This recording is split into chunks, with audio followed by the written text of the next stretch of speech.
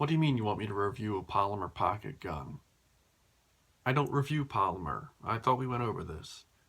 I mean, come on. Do I look like someone that, carries polymer guns? Do I look like someone that, likes playing with Tupperware? No. I carry steel guns and maybe the occasional aluminum frame, in a pinch. But no, I don't carry plastic. Okay, so it's lighter than a Jane frame by 4 ounces. And okay, so what? It carries 2+ more rounds than a J frame.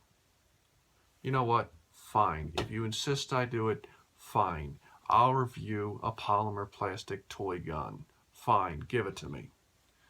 Fine. I'll do the plastic gun.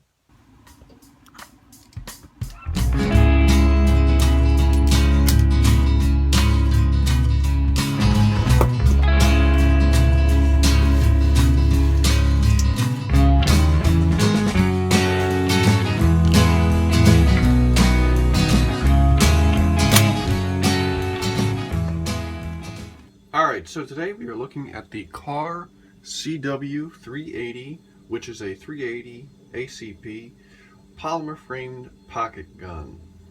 Now, this is a very small, very light little gun. These things, just the gun by itself, weighs about 10.2 ounces. The overall length of this thing is only about 5 inches long.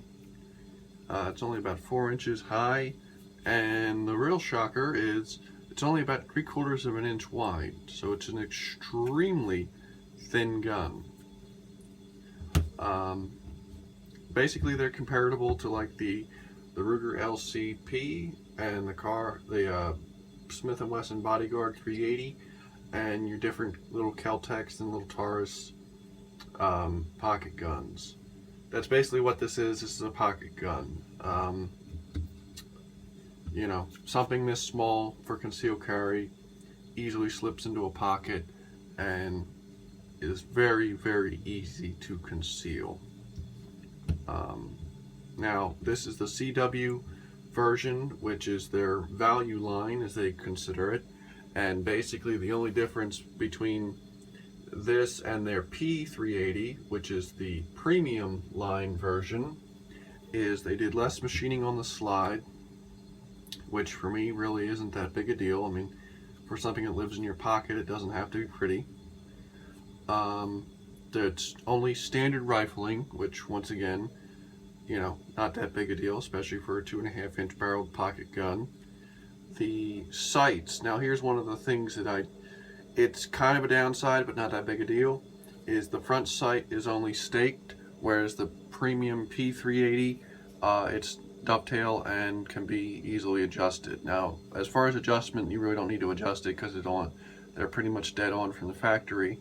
But for changing them out, it's a little more complicated to change out because it is staked. But the rear sight is still dovetail and adjustable and removable with ease if you wanted to. So, really not a big issue. Now, as far as the sight picture, it is the exact same as the P380. It is a bar dot system, and I don't know how well you can see, but for a pocket gun, it is extremely good sights.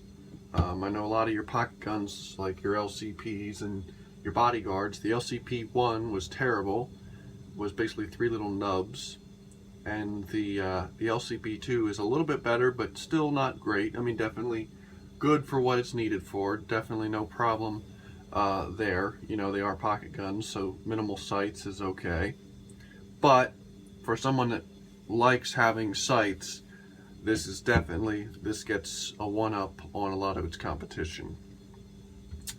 One of the only other things is, besides you only get 1 magazine, which again, not that big a deal, is the slide stop. Now with the premium version, this is milled out of a block, whereas this is an injection molded part on this. Honestly, I could care less. I mean, the part, I've put about 200 and some rounds through this gun, and it was a used gun, and I mean, it's worked every time. I've had no issue with it. So really can't complain about that at all. Um, yeah. But as far as, for what it is, this, in my opinion, this is probably one of the best pocket guns on the market. In terms of size, dimensionally, it's pretty much one of the smaller ones. There's lots of people out there that will compare the dimensions of it to the different pocket guns, and usually this is either pretty close to the smallest or is the smallest in certain aspects. Weight's right in there. You know, it's about the same weight as all of them. I think the LCP is like 9.8, something like that, ounces, where this is only 10.2, so really close there. And the gun is small. I mean, here, I'm going to show, here's my wallet, and, don't worry, I safety checked my wallet, it's empty. And, pretty much the same, I mean, slightly bigger. If I put my wallet centered over it, you see a little bit of the gun sticking out on each side. So, very, very small pocket gun.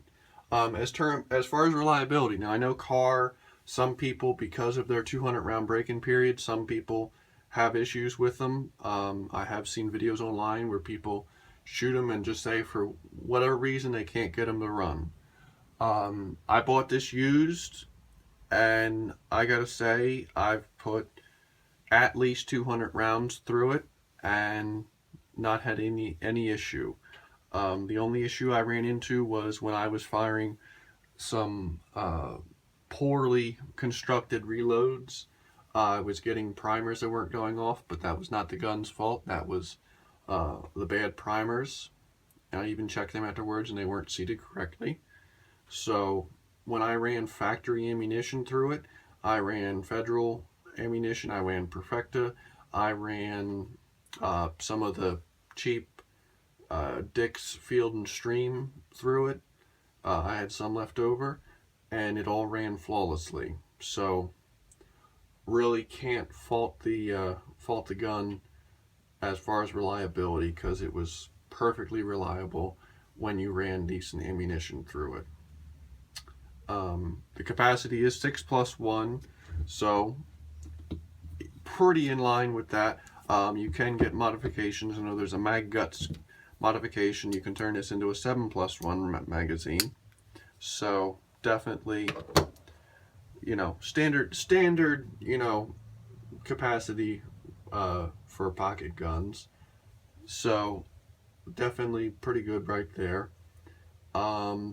The only downside, not even a downside, just something I noticed, is the slide stop, which they do recommend to chamber around. You insert the magazine and then put the slide down. I guess because it is a very stiff spring in there, and it's a very short slide. So I guess they think people might short stroke it. I did not notice that issue, but perhaps they have their reasons. But probably the only issue I ran into was when you go to hold the gun and you're shooting the gun two-handed. I noticed my grip in particular, now everybody has their own grip, but I found my grip, sometimes I would ride the slide stop lever. And the only issue that would cause is upon riding it, the slide would not stop, we're not locked to the rear. So I thought it was initially the gun, and upon taking my time and I was shooting one-handed, offhand and everything, trying to get used to shooting it offhanded. Upon shooting it one-handed, I noticed that it was locking to the rear every single time, and then when I noticed my thumb riding the slide or slide stop and corrected that, the issue went away. So overall, I mean, I can't say I've had any real issues with the gun. For the people out there that are having issues, I mean, I'm not saying that kahr produces a perfect gun every single time. Every company has,